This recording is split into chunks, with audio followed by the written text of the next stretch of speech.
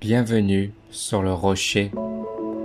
Que ta relation avec tes parents soit un refuge ou une blessure, une force ou une fracture, Dieu s'y intéresse profondément. La Bible ne fait pas l'impasse sur ce sujet. Elle parle d'honneur, mais aussi de vérité, de justice et de restauration. Comment honorer quand on a été blessé? Comment guérir sans renier ce qu'on a vécu?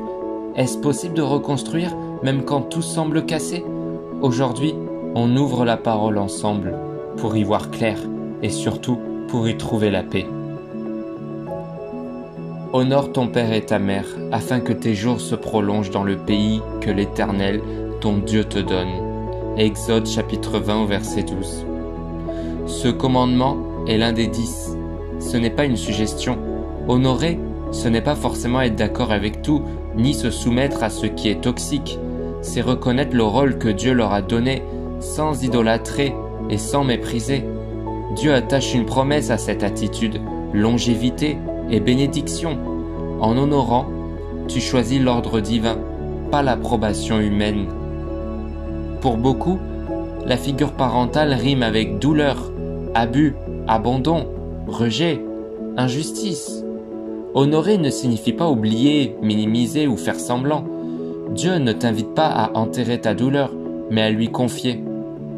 Comme nous le dit Colossiens chapitre 3 au verset 13, « Supportez-vous les uns les autres, et si l'un a sujet de se plaindre de l'autre, pardonnez-vous réciproquement. » Le pardon ne justifie pas ce qui a été mal, mais il te libère du lien toxique de la haine et de l'amertume. C'est un acte spirituel qui ouvre la porte à la guérison. La restauration ne dépend pas uniquement de tes parents, elle commence entre toi et Dieu. Dieu ne te dit pas « règle d'abord avec eux », mais « viens à moi, toi qui portes ce fardeau ». Matthieu chapitre 11 au verset 28. Parfois, la guérison prend la forme d'une distance saine, apprendre à dire non, à poser des limites. Parfois, elle ouvre la porte à une réconciliation surnaturelle. Dans tous les cas, elle passe par une chose, laisser Dieu entrer dans ta douleur. Il guérit ceux qui ont le cœur brisé et pansent leurs blessures. Psaume 147 au verset 3.